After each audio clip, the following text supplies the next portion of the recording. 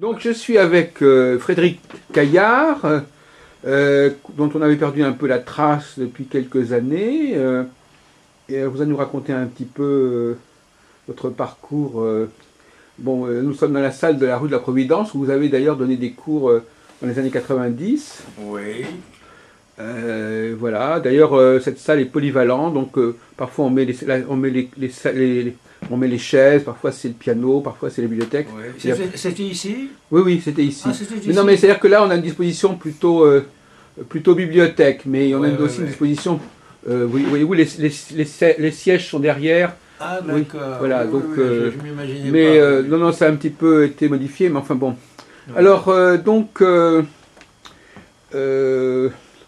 vous avez un parcours intéressant.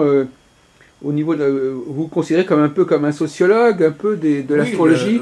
voilà, un sociologue de l'astrologie, un cosmologue exactement. Je suis Oui. un cosmologue.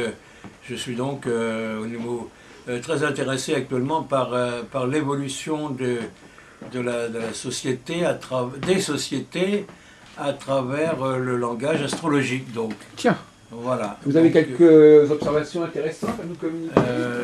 oui, bah écoutez, mon livre s'appelle La troisième culture. Ah oui, donc il y a ce fameux livre qui va sortir Voilà. chez Très Daniel, oui. Oui, la troisième culture ou la culture de l'homme, l'innocence retrouvée. Oui, Voilà, c'est donc sur la culture pacifique, c'est-à-dire le troisième étage, si je puis dire. Il y a eu la culture, il y a eu la culture du Mare Nostrum, il y a eu la culture Atlante, et maintenant nous sommes donc dans l'arrivée de la constitution de la culture pacifique, c'est-à-dire l'ancien continent mu pour moi. Oui, voilà.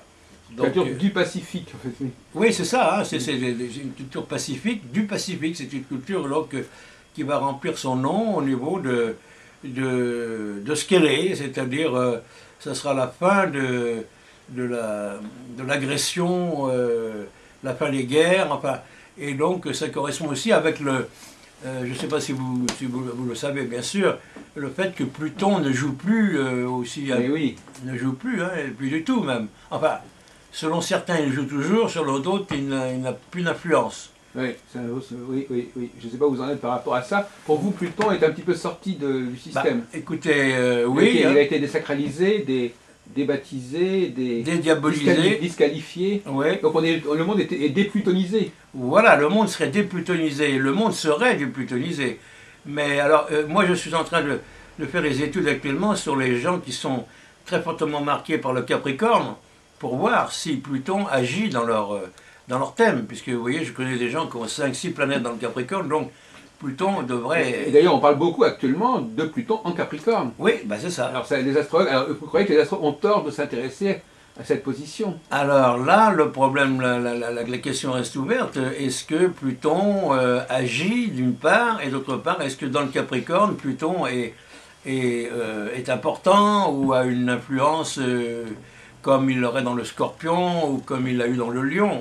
Ça, vous voyez. Alors là, il faut faire des études sur le terrain. Hein, vous voyez. Moi, je suis actuellement en train d'étudier des thèmes d'amis, d'ailleurs, de gens qui ont 5-6 planètes dans le Capricorne, donc, si vous voulez, qui devraient vivre leur Pluton de façon, comment dirais-je, le Pluton de façon assez pénible, si je puis dire. Donc, vous avez une façon de tester à travers des applications et des contrôles. Voilà, Oui. voilà, voilà. Alors, pour le moment, c'est pas... C'est pas concluant. Bah, pas concluant, y compris d'ailleurs notre ami Yves Le Noble, puisqu'il Oui. est lui-même Capricorne. Non, c'est pas concluant. Pluton ne semble pas avoir des effets redoutables ou désastreux sur les gens porteurs de plusieurs planètes dans Même des le gens signe du Capricorne. oui, des gens sur qui dont le Soleil est transité par Pluton, ça ne joue pas spécialement. Voilà, actuellement, ça ne semble Mais est-ce que pas. ça veut dire que ça a joué autrefois?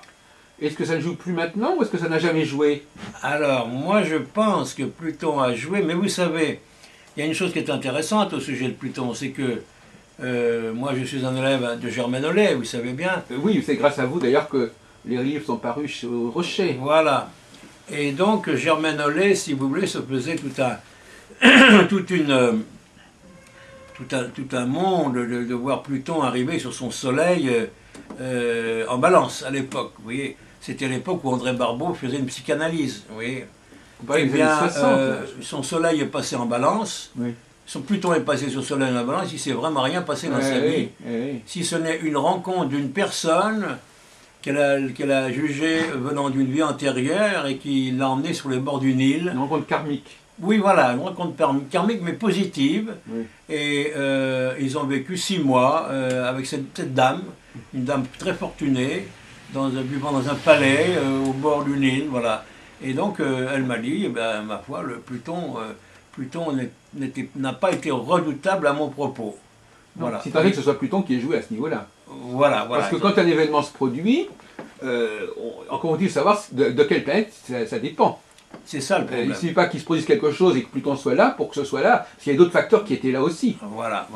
Ça peut s'expliquer autrement que par Pluton. Voilà, alors elle par contre, elle avait vraiment centralisé, focalisé sur Pluton. Donc elle se faisait tout un imaginaire sur son Pluton qui allait arriver là. Oui. Et puis en fin de compte, comme elle a focalisé ça sur Pluton, bon bah, elle s'est dit Pluton n'a pas agi ou il n'a pas agi de façon négative. Voilà. Mais donc ça implique de revoir la signification de Pluton. Voilà, alors si vous posez des questions là qui sont très pertinentes, parce que c'est vrai que Pluton peut être dévastateur, et Pluton pour certains Pluton n'est seulement qu'une résurgence karmique quelquefois de rencontres, bon, sans aucun aspect négatif.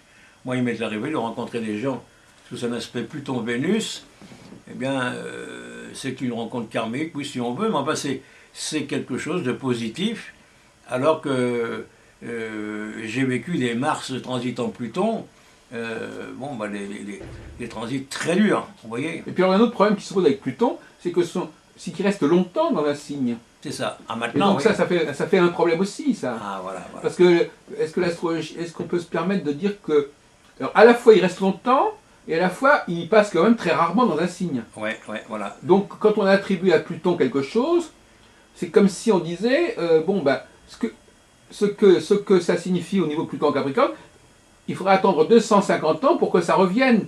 Voilà. Or, la plupart des choses qu'on dit à propos de Pluton en Capricorne sont des choses qui visiblement se reproduisent quand même assez souvent. Ouais. La crise des institutions, la crise de je sais pas quoi, il ne faut pas attendre tous les 250 ans pour que ça se produise. Voilà.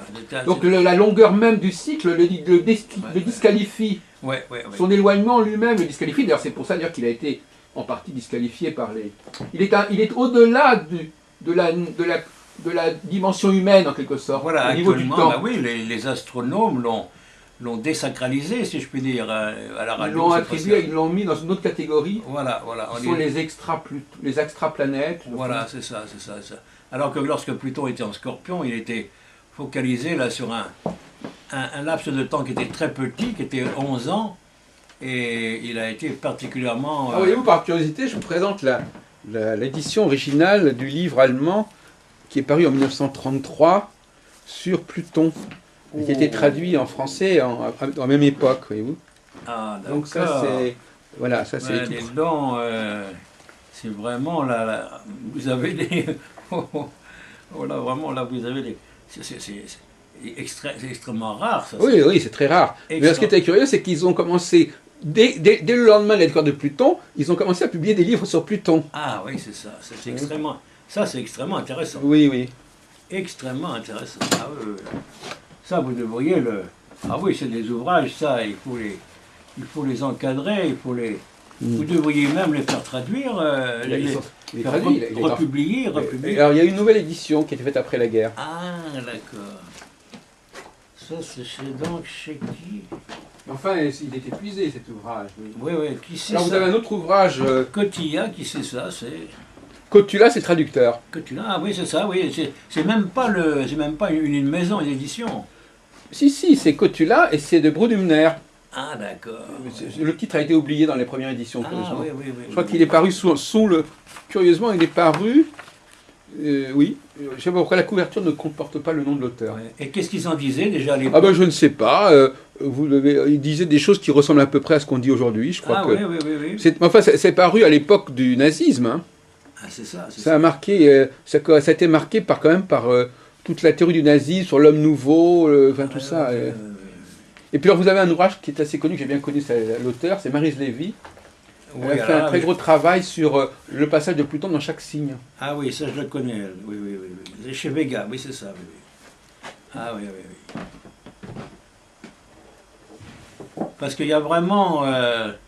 c'est une planète qui est assez insaisissable et dont les effets sont autant...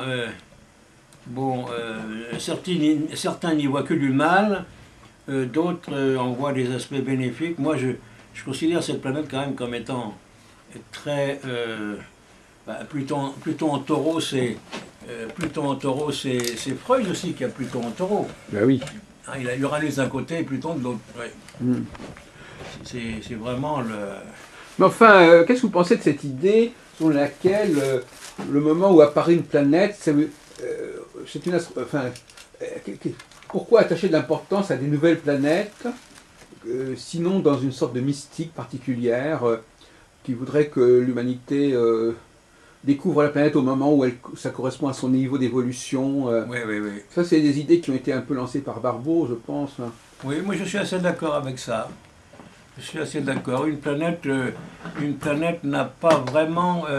c'est intéressant de voir qu'une planète, par exemple, n'a pas vraiment sa pleine dimension lorsqu'elle n'est pas révélée.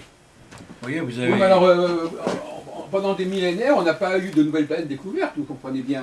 Bah oui. Entre 1781 et puis même avant Ptolémée, il n'y a pas eu de nouvelles planètes. Ouais. Donc ça veut dire que le ciel ne communiquait pas avec nous, que rien ne se passait d'important.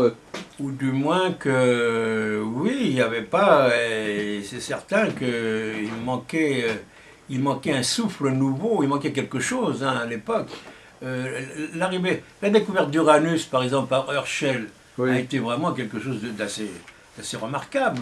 Oui, bien sûr. Oui. En 1780, oui. 81. Absolument, 81, oui. 81, donc c'était même pas un astrologue professionnel en plus. Non, même non. Pas un astronome professionnel. C'était un musicien. Ah oui, c'est ça, c'est ça. Un musicien, il avait construit dans son jardin, à Bath, ouais. Au nord de Londres, ouais. un beau télescope. Ah oui, c'est ça. Et c'est avec sa sœur qu'il a découvert ça, c'est assez étonnant. Je ne sais pas, enfin sa sœur a travaillé avec lui par la suite, je ne sais pas si c'est à ce moment-là. Oui. Et bon. Il a été consacré par la reine à l'époque. Oui, sœur, oui, il a été anobli. Il était anobli, oui, c'est ça, oui. Mais il est d'origine hanovrienne en fait. Ah oui. Il avait émigré en Angleterre. Ah bon, d'accord. Parce que vous savez que la famille royale anglaise, à un moment donné, a été obligée... ce sont les Hanovriens qui ont pris la succession, la famille Windsor. Ouais. Donc la branche hanovrienne est devenue régnante. C'est ça. Et donc les Hanovriens ont été amenés à venir en Angleterre puisque le roi était, le prince était le même. Enfin, ils avaient un prince commun entre l'Angleterre et le Hanovre. Ah oui. Donc il était d'origine allemande en fait. Oui, c'est ce qu'on dit toujours que la famille des Windsor a des origines germaniques. Oui, c'est ça. Et d'ailleurs, quand ils sont arrivés en Angleterre, c'est les Georges. Ouais. D'ailleurs, vous savez, monsieur Caillard, que le premier nom qu'a proposé Herschel, c'était l'astre de Georges. L'astre de Georges. En l'honneur du roi. Avant même de donner son propre nom, il voulait le baptiser en l'honneur du roi. Alors ça s'appelait le Georgium Sidus. Ah, d'accord. Vous faites toujours vos recherches à la Bibliothèque nationale? Eh bien oui, j'ai soutenu plusieurs thèses. J'ai soutenu une thèse de doctorat d'État en 1999 sur le prophétisme. Et puis en 2007, un post-doctorat sur Nostradamus. Qu'est-ce que vous pensez de Nostradamus, Frédéric? Écoutez, moi je pense que Nostradamus était un être qui a eu accès certainement était un initié, ayant eu accès à des documents extrêmement rares. Ah oui? Je pense, oui. Mais vous savez, la prophétie est une chose qui se réalise que si les conditions énoncées au moment de la prophétie ne sont pas modifiées.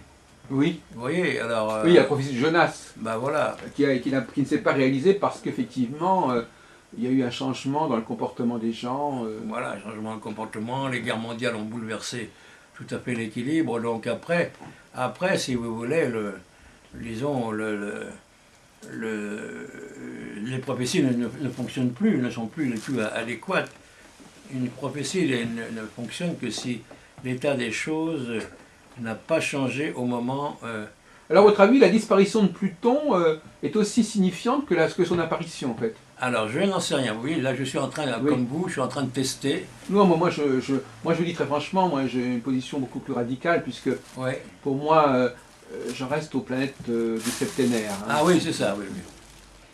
Pour moi, l'astrologie est une vieille histoire qui a été élaborée dans un temps éloigné et qui ne peut pas être renouvelée, modifiée par de nouvelles découvertes. Ouais. Ça me fait penser à moi qui travaille beaucoup sur les comètes. Ça me fait penser un peu à la démarche, au rapport des comètes. Ouais. On voyait une comète arriver, Ouais. et alors on disait ah là là, c'est un signe des dieux. Oui. Voilà. Oui. Et, bon, c'est un peu la démarche des comètes. Enfin. D'ailleurs, on a failli prendre au départ Uranus pour une comète. En fait. Bah, Vénus était une comète là, pour Velnovsky, par exemple. Ah oui, d'accord. Oui, c'était une comète qui est devenue une planète. Oui. Non, mais enfin, effectivement, la théorie sur laquelle le ciel communique avec nous, Oui. où nous communiquons avec le ciel, Oui. et qu'il y a des signes qui se manifestent à travers des astres qui apparaissent. Vous savez, Tycho Brahe avait connu la nouvelle étoile. Oui. Il y avait une nouvelle étoile qui était apparue dans les années 1570, Oui. et ça avait marqué beaucoup les esprits. Ah oui. Ça, c'était avant l'histoire d'Uranus. Il y a déjà eu... Juste avant Uranus. Non, pas tout jamais, mais 2 siècles avant. Oui. L'idée que, quelque part, il y a des astres qui apparaissent, Oui. qui nous parlent, en tout cas qui signifient quelque chose. C'est un peu la démarche de la comète, si vous voulez. La comète, l'étoile qui apparaît, et la planète qui est découverte. Mais c'est une mystique particulière. Alors il y a aussi ce qu'on appelle l'astroprophétisme. Alors l'astroprophétisme, ce sont les astrologues qui projettent sur l'astrologie une certaine idée de la fin des temps ou de l'évolution des civilisations. Donc ils ont une idéologie, plus souvent écologie, souvent etc. Et alors plus ou moins ils la plaquent sur l'astrologie. Ah oui. Hein? Bah, remarquez, on fait dire à l'astrologie beaucoup de choses. D'ailleurs vous-même vous êtes un peu un prophète d'une certaine manière. D'une certaine façon, oui, quelque part, mais je dois dire que, bon, je mets quand même beaucoup de prudence à tout ce que je dis, à tout ce que j'énonce, parce que on entend un peu beaucoup de choses, hein, on entend beaucoup de choses. Et surtout avec l'arrivée de l'Uranus, la conjonction Uranus-Jupiter actuelle est intéressante. En bélier est intéressante, par exemple. Oui. Parce que le bélier étant le signe du... un signe du début des choses, il est assez certain que cette conjonction Uranus-Jupiter est très intéressante. Et puis si vous ajoutez à tout ça la lune noire, alors là, vous avez un panorama complet des choses. Oui, mais alors justement, j'ai un certain nombre de questions à vous poser assez fondamentales, puisque le hasard a voulu que l'on se rencontre aujourd'hui au coin de la rue. C'est extraordinaire. À quelques secondes près, on se manquait. Hein. La question, c'est de savoir qu'est-ce qui caractérise la pensée astrologique. C'est-à-dire, est-ce que, par exemple, moi j'aurais, pour clarifier le débat, moi j'aurais tendance à dire que l'astrologie, disons, si vous voulez, elle annonce quelque chose, et puis elle annonce aussi le contraire, si vous voulez. C'est comme je me dis, par exemple, le jour va se lever, mais il va se coucher. Ouais. Il va y avoir l'été, mais il va y avoir l'hiver. C'est-à-dire qu'il y a toujours un moment donné qui prend le contre-pied de ce qu'on annonce, voyez-vous. Là, par exemple, là, on est en hiver, moi je vous annonce que dans 6 mois, on sera en été. Ah bon? Oui. Là, il fait jour, je vous annonce dans quelques heures, il fera nuit. Mais qu'après, il fera encore jour, voyez-vous. Est-ce qu'à votre avis, l'astrologie doit obéir à ce même principe d'alternance, de phases fortes, de faibles, de phases lumineuses, de phases obscures, de phases froides, de phases chaudes, etc. Quelle est la vision du monde qu'a l'astrologie, en fait, dont elle est le véhicule? Vous savez, moi je suis l'ennemi de tout système, donc je suis contre tous les systèmes qui avaient été énoncés, le RAID, comment s'appelait-il déjà Le RET. Le RET, c'est ça, Notre voilà. ami Nicolas. Nicolas, La Jean-Pierre première fois qu'on s'était vu, c'était en 78. Jean-Pierre Nicolas, voilà, c'est ça. Alors, j'avais été tout à fait contre ça, Ah oui. mais bon, il y a des gens qui ont besoin de s'inscrire dans un système pour que ce soit, pour être assuré ou pour que ce soit cohérent. Donc là, effectivement, c'est... effectivement... bon, vous savez, je crois que l'astrologie est une méthode, disons, d'investigation. Il faut rester lucide. Et à travers ça, on peut vraiment faire un gros travail. Alors vous-même, pour revenir à votre histoire personnelle, vous avez pratiqué l'astrologie quand vous étiez en Orient? Oui, mais alors avec beaucoup de déception parce que je m'étais branché sur les Français du Sri Lanka, les Français de la Thaïlande, et ce sont des gens qui sont intéressés beaucoup plus à la bière qu'à l'esprit. Vous voyez. Ah, vous pensiez travailler avec la colonie oui, française? il n'y a rien à en sortir. Hein. Ah oui. Je dis d'avance, la colonie française de Sri Lanka ou de Thaïlande n'est pas du tout branchée esprit, mais ça en est dramatique. Dramatique. Parce que vous voyez, vous êtes un homme qui pensait, qui réfléchissait, Mais au niveau de la population locale, on dit quand même que ces gens-là ont des croyances astrologiques. Oui, ils ont des croyances astrologiques, mais disons que... Vous les avez étudiées un petit peu, ces croyances populaires Pas vraiment. Est-ce que vous pouvez nous dire quelle est la place de l'astrologie dans ces sociétés? Au niveau du mariage, au niveau de la vie sociale Ben écoutez, vous avez une planète très importante qui s'appelle Dao Prasu. Dao Prasu, c'est Uranus. Dao, ils connaissent Uranus alors? Ah oui. Mais c'est la même planète au niveau... Oui, tout à fait. Dao, ça veut dire planète, et Prasu, c'est Uranus. Ah oui. Donc la planète Uranus est très importante pour eux. Seulement, il manque, si vous voulez, de perspective. Enfin, les gens que je connais manquent de perspective. Quant aux Français, eux, ils sont absents. Alors là, il n'y a rien à en sortir. Ah oui. Non, il n'y a rien à en sortir. Ils sont centrés sur la bière, mais c'est dramatique. Hein. La population française, qu'elle soit sur Bangkok, qu'elle soit sur d'autres villes de Thaïlande, est une population qui n'est pas intéressée par le domaine de l'esprit. Ah oui. On aurait pu croire autre chose, mais non. Quant au Sri Lanka, ils sont plus intéressés parce que les Sri Lankais sont d'origine hindoue quand même, hein, vous voyez, donc ils ont... Oui, les Tamils, oui. Voilà, donc ils sont plus intéressés, ils sont plus branchés sur le domaine de l'esprit, mais enfin, rien à voir quand même avec chez nous, hein, je veux dire, à part quelques initiés, voilà. Alors... Tenez, si vous voulez un peu de thé. Oui, je veux bien, avec plaisir. À part quelques initiés, donc... alors les initiés sont vraiment là-bas, les initiés, c'est-à-dire ce sont ceux qui sont... Il faut faire tout un parcours pour les rencontrer. Ah oui, c'est des sages, des ermites... Oui, vraiment, la connaissance n'est pas comme ici, elle n'est pas... divulguée, vulgarisée. Elle n'est pas divulguée, elle n'est pas ouverte, elle n'est pas accessible à tous. C'est vraiment tout un monde très, très spécieux, hein, très spécieux. Alors, voilà, j'ai donc été très déçu par le contact astrologique avec les... Bon, alors, mais enfin, alors vous avez passé votre temps à quoi alors finalement? Bah, écrire mon livre, hein. Ah oui? Oui, j'ai écrit mon livre. J'ai contacté des groupes, des groupes de Français qui vous regardent avec beaucoup de méfiance d'abord, oui. Et puis en fin de compte, on s'aperçoit qu'ils ne sont pas intéressés du tout, ils sont uniquement centrés sur tout ce qui est épicurien.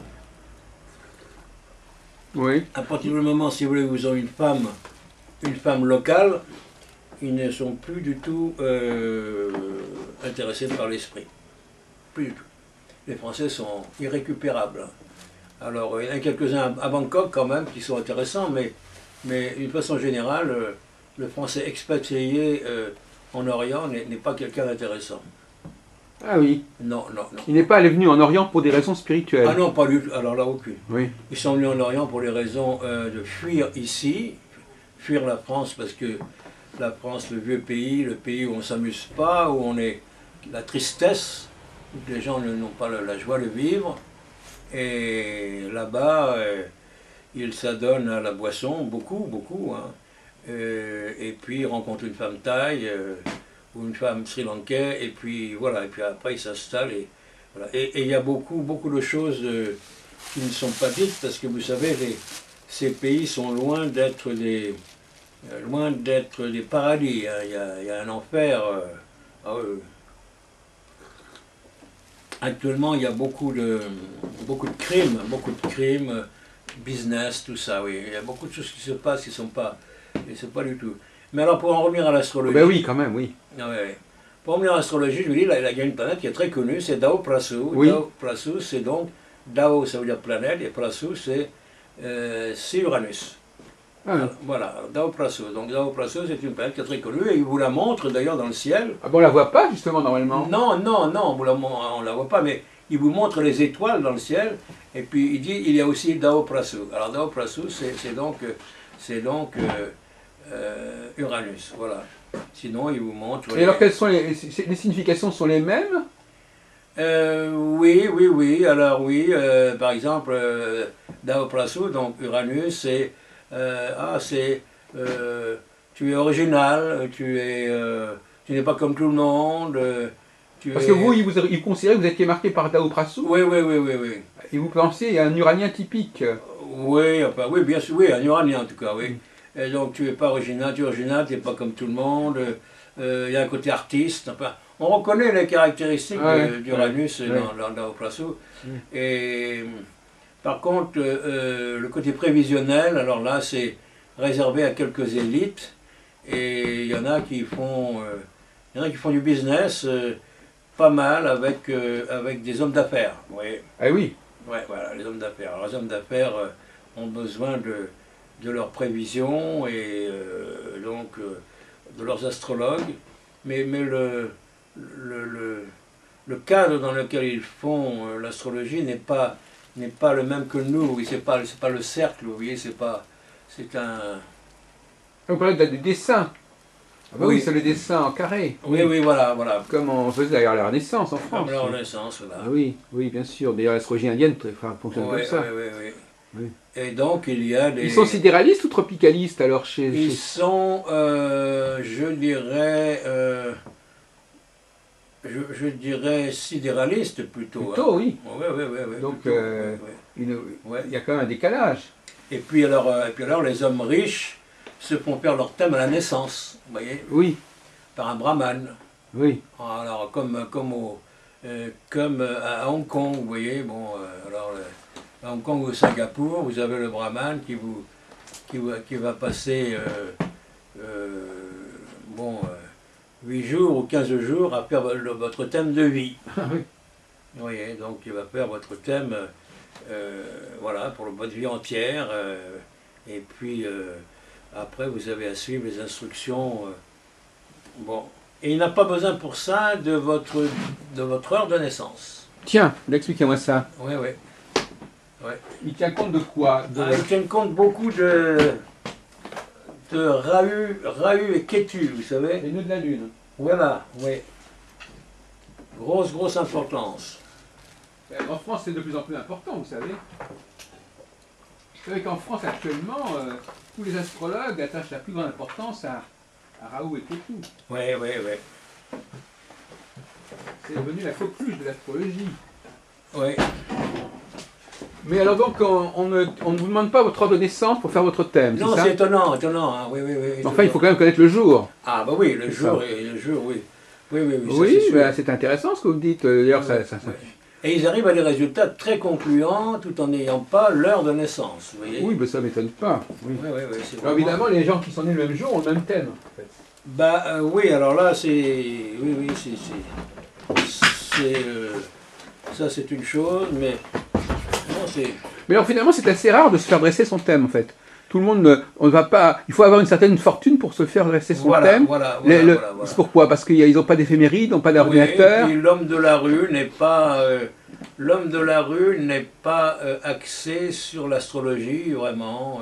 Alors, il y a peut-être d'autres modes de divination, comme le yiking, Oui, voilà. comme la Et puis- géomancie, je sais puis pas. ils ont beaucoup aussi de...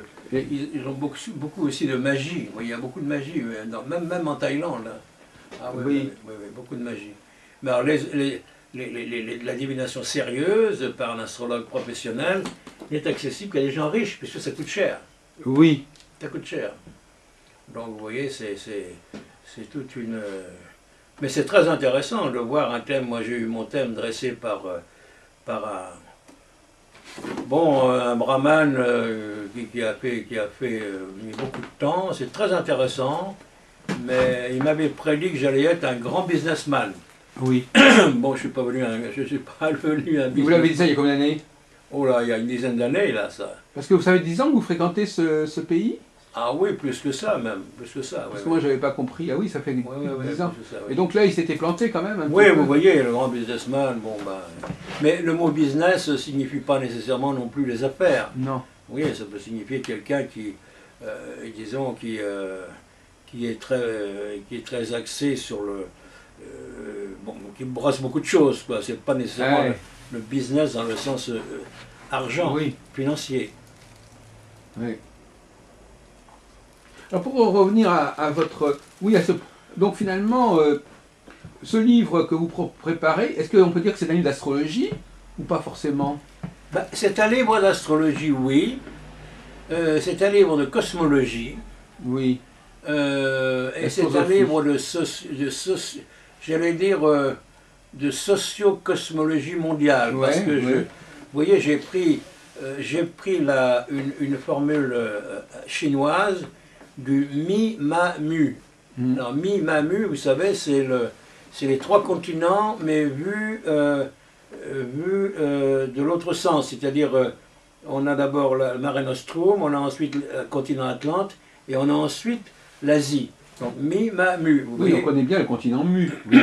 Voilà. Oui, Oui. effectivement. Enfin, on le connaît. Il y a une littérature sur le mu. Oui, vous devez avoir des ouvrages Oui, c'est là-dessus. ça, oui, oui, bien sûr. Oui, c'est ça, du colonel, le fameux colonel, comment il s'appelle déjà? Oui. Le colonel anglais là, qui avait beaucoup eu de succès en 1923. Là. Ouais, je me souviens pas non plus. Et puis enfin. même après ça, il y a eu il y a des livres qui sont très intéressants. Oui, absolument, le continent mu, oui. Ouais. Et donc, vous êtes convaincu que l'Europe est finie, c'est ça? Pas du tout, non. Je pense qu'il y a une résurgence du continent mu, mais que... ah oui, ben, voilà, c'est ça, oui, c'est ces fameux... Church World. Voilà, Churchward, c'est ça, voilà, c'est ça. Il en a fait 3 d'ailleurs comme ça, oui. Oui. Non, je ne vois du tout. Pas du tout. Non, je dis ça par conclusion, parce que les gens qui travaillent sur le Pacifique ont tendance à dire que bon, la situation européenne devient un petit peu à l'écart du pôle central. Ben, vous savez, je veux dire que j'aimerais bien que vous me le prêtiez celui-là. Oui. Vous savez que, comment dirais-je, l'origine des Khmers, vous voyez, est clairement inscrite dans les histoires des pays. Ah oui. Originaire de l'Inde. Oui, c'est ça. C'est très intéressant ça, parce que vous voyez, on explique beaucoup de choses comme ça. Et le colonel Churchward a été, il a été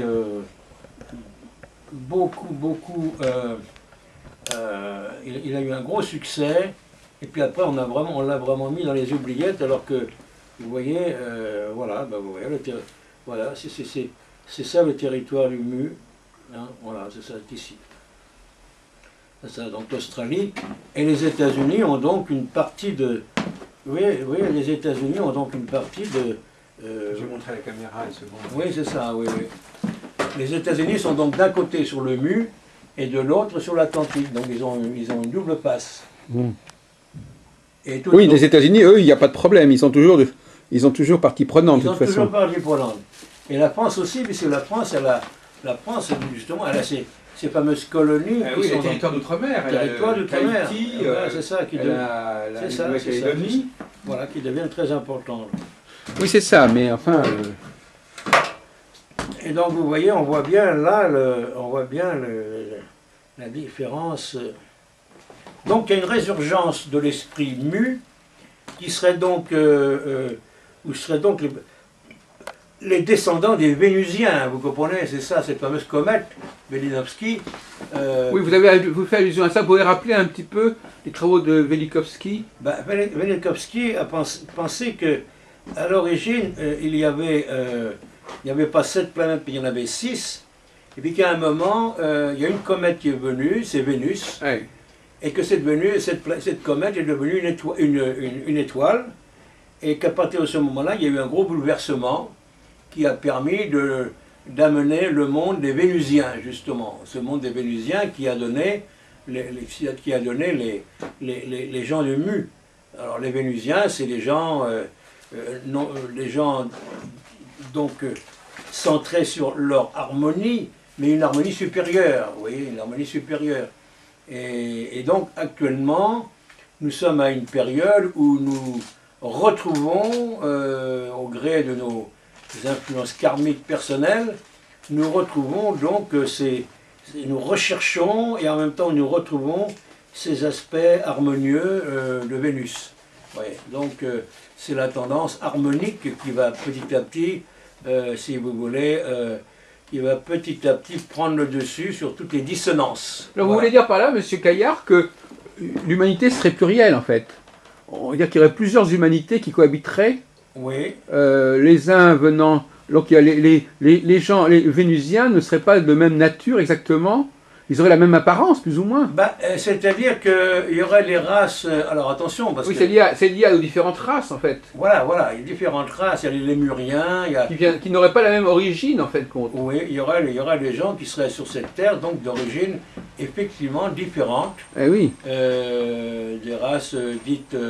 alors, il faut faire attention à ne pas se lancer dans ce que vous voyez, les problèmes racistes. Mais disons qu'à l'origine, il y a des gens qui sont plus centrés sur les planètes nobles.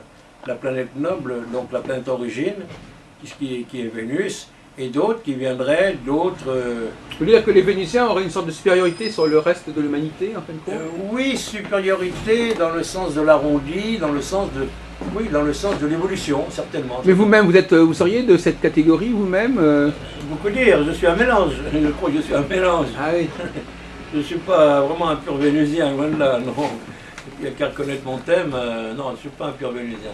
Mais je pense que les Uraniens sont des gens dont l'octave inférieure est Vénus, et que les Uraniens sont vraiment ce qu'on peut appeler les purs Vénusiens. Mais donc un pur Uranien, on n'en rencontre pas, parce que Uranus est une planète de la transcendance, et puis on a à se coltiner, si vous voulez, toutes les autres planètes de notre thème. Donc on peut avoir un Uranus fort, et avoir en même temps un Pluton qui est redoutable, vous comprenez, ou avoir un Saturne qui est très contraignant.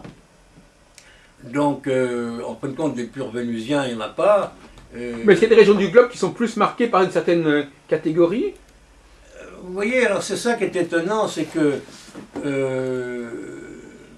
les territoires dits d'outre-mer étaient plus marqués par Vénus, mais d'une façon dégénérative. Parce qu'en fin de compte, l'humanité a dégénéré, elle a chuté. Donc, ayant chuté, on ne rencontre pas de typologie pure. Il y a une résurgence au fur et à mesure du travail du repétrissage des énergies. Il y a une résurgence de la race pure origine, si je puis dire. Ouais. Mais dans l'état actuel, puisque dans les années 40, 50, bon, il y avait un abattardissement remarquable de toute l'humanité. Bon, et les territoires, disons, connus par Lévi-Strauss, par exemple, oui. cette espèce d'innocence origine, c'est certain qu'ils ils étaient plus proches que nous de la race origine, la race vénusienne, mais en même temps ils étaient abâtardis et ils avaient sombré beaucoup dans un animisme, vous voyez, qui n'était pas, du tout l'esprit. Il n'était pas l'esprit, oui. Parce que l'idée du vénusien, l'idée de Vénus, c'est le culte de l'esprit. C'est-à-dire l'esprit est supérieur et l'esprit domine la matière et le vénusien, et c'est celui qui, ne pas oublier que Vénus a deux faces, une face vespérale et une face diurne. Et que la phase vespérale de Vénus est celle qui permet la transformation de l'être. Alors, par exemple, on voit que l'étoile, moi c'est ce que je développe dans mon livre, l'étoile à 5 branches, enfin l'étoile à 5 branches qui a émergé partout à partir de la Seconde Guerre mondiale. On a vu les étoiles sur les ailes des avions, sur les épaules des officiers, etc. Qu'est-ce que c'est que cette étoile? Eh bien, elle est tout simplement, c'est le parcours de la planète Vénus qui se situe autour du zodiaque et dont la Terre est le centre. Oui. Et on obtient une étoile. Oui. Donc, c'est la fameuse étoile, disons, qui était le signe, qui était donc le signe caché des sociétés ésotériques de l'époque, des pythagoriciens, vous comprenez. Les pythagoriciens cultivaient l'étoile, mais ne la révélaient pas parce que les temps n'étaient pas venus. Et en fin de compte, cette étoile, c'est quoi? C'est le parcours de la planète Vénus qui fait donc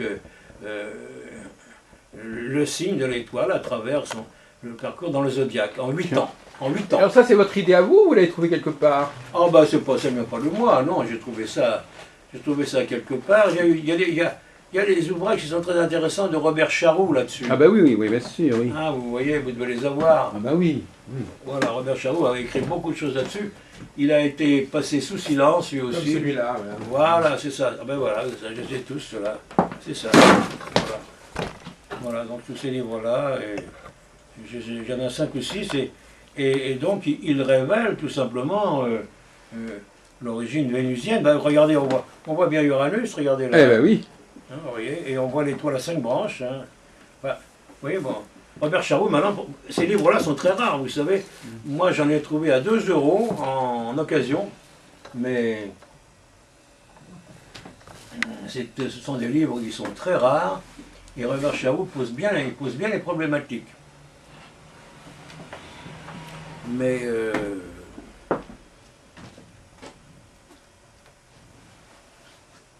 oui, vous voyez, Churchward parle de l'Empire Ugur, vous voyez, qui est une vaste colonie s'étendant sur toute l'Asie centrale, depuis le Pacifique jusqu'à l'Oural, avec des avant-postes atteignant le centre de l'Europe. Seul l'océan Atlantique interrompit leur progression vers l'ouest, vous voyez. Oui, c'est très intéressant, mais tout ça, maintenant, qui va prêter attention, vous voyez, l'érection des montagnes avec quelques familles ou communautés survécurent dont les descendants sont aujourd'hui les Bretons, les Basques, Espagnols ou les Irlandais. Ces 3 races sont d'ailleurs apparentées par le langage. Eh oui. Vous voyez, donc il y a vraiment là il a dépensé toute sa fortune d'ailleurs, oui, lui, à faire ces 3 ouvrages là. Et là, qu'est-ce que vous pensez un autre sujet, enfin qui est un peu lié, les extraterrestres? oui. C'est un rapport? Bah, Vous, oui. tout à l'heure, vous me parlez de Vénus, c'est des extraterrestres? Bah oui, par définition, ce sont des extraterrestres, bien sûr. Quel est le rôle qu'ils ont joué dans l'histoire de la civilisation terrestre, justement, humaine? Et est-ce qu'ils sont humains, ces extraterrestres? Alors, et vous avez dû connaître Jean Saint-Denis aussi, les travaux oui, de Jean bien sûr, Saint-Denis. bien sûr. C'est aussi un personnage qu'il faut citer. oui. Les cahiers de Moïse, tout ça. Moi, je pense que d'abord, les Grecs pensaient que être purement terrien était un aveu de bassesse, si vous Ah oui. voulez. La Terre en tant que telle est donc n'est pas un lieu d'élévation. Donc, si vous voulez, il faut venir.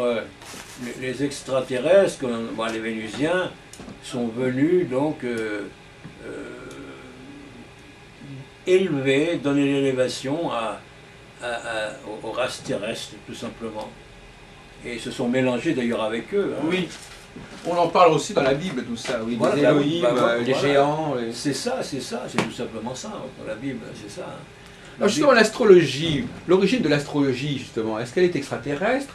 Qui a découvert l'astrologie? Est-ce que c'est quelque chose qui a été construit par des civilisations supérieures?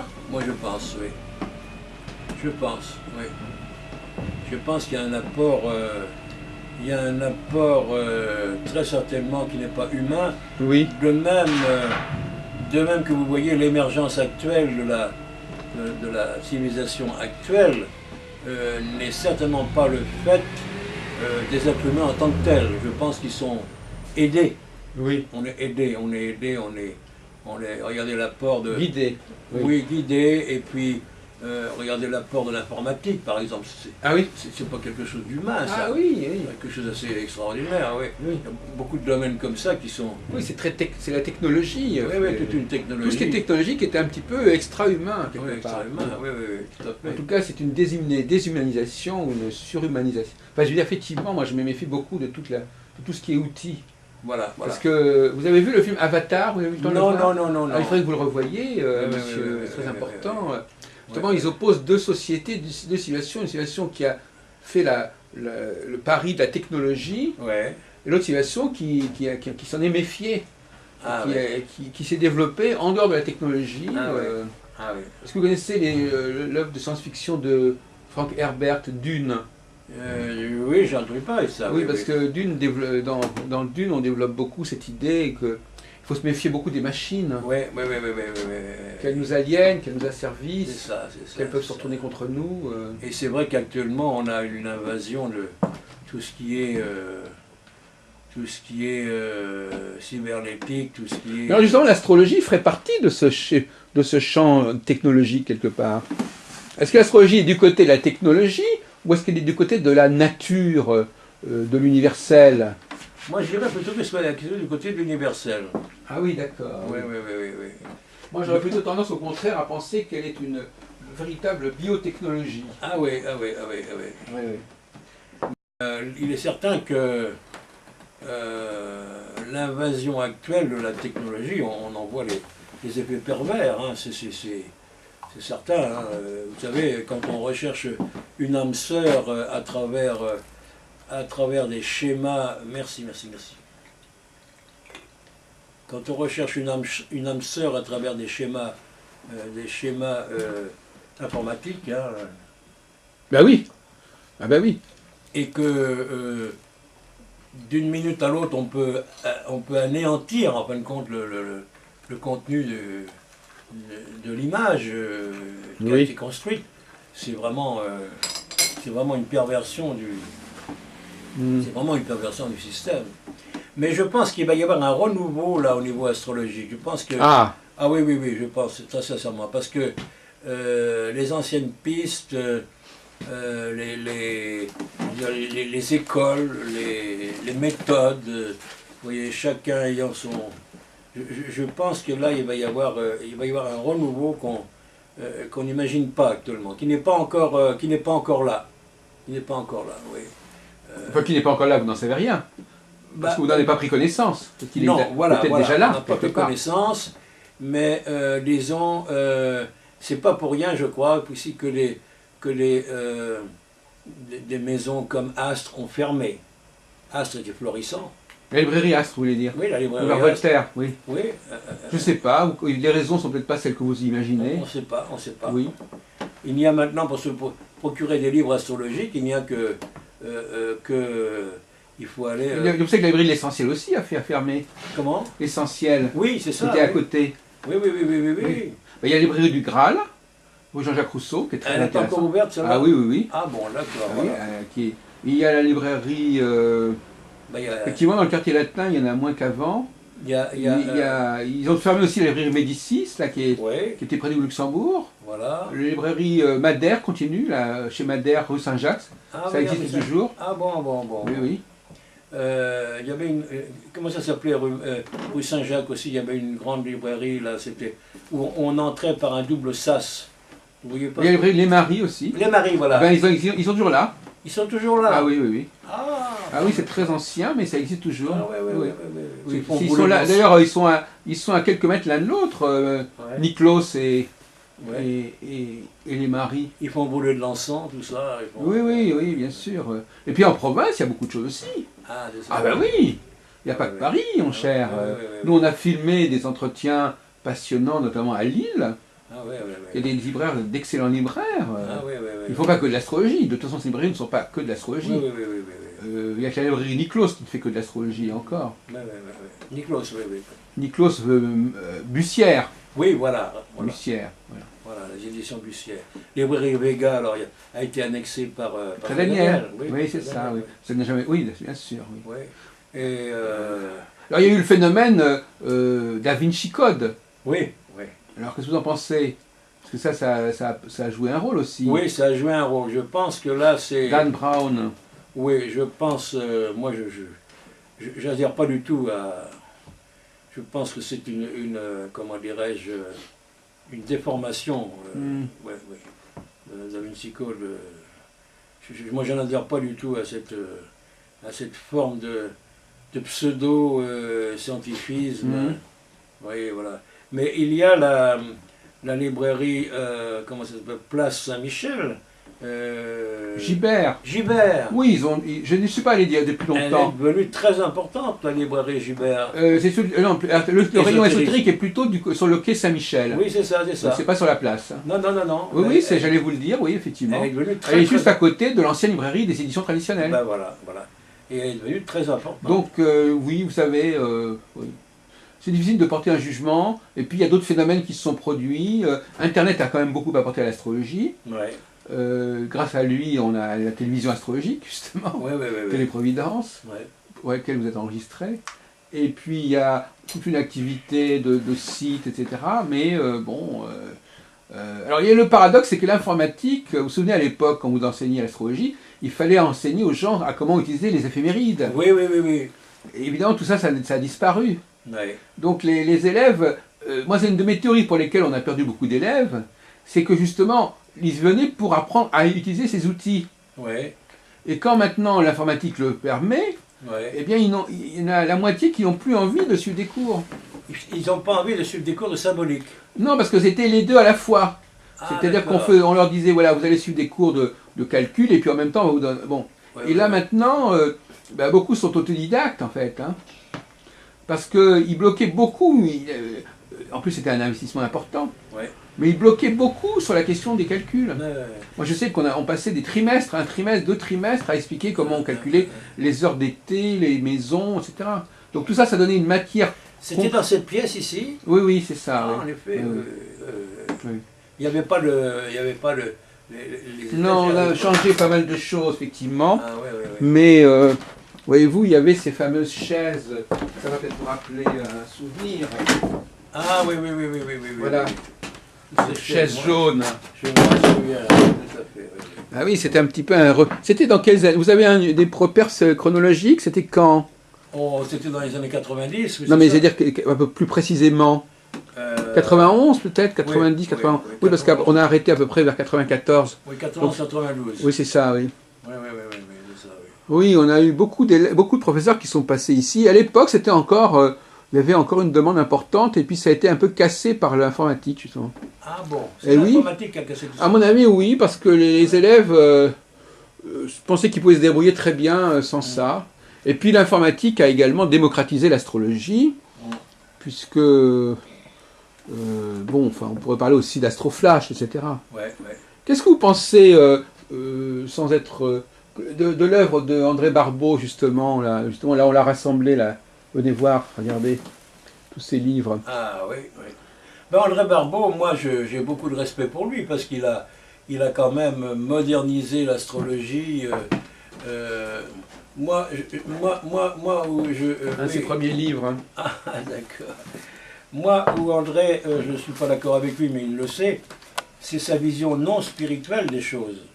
Hein, voilà. Alors, mais disons... Le fameux graphique, là, voyez-vous. Ah oui, oui, oui, c'est ça. Mais André, il a fait beaucoup de choses pour l'astrologie, mais il a une vision qui est vraiment très psychologique de l'astrologie. Hein. Il n'est pas... C'est pas disons, dans la perspective Charles Bougat. Justement, expliquez-nous, parce que qu'est-ce que ça veut dire, monsieur Scaillard, qu'est-ce que ça apporte d'avoir une vision spirituelle de l'astrologie? Qu'est-ce qui manque quand on l'a pas, si vous préférez? Je sais pas. Écoutez, quand on a une vision qui n'est pas spirituelle de l'astrologie, vous parliez tout à l'heure de la liaison entre l'homme et le ciel. Oui.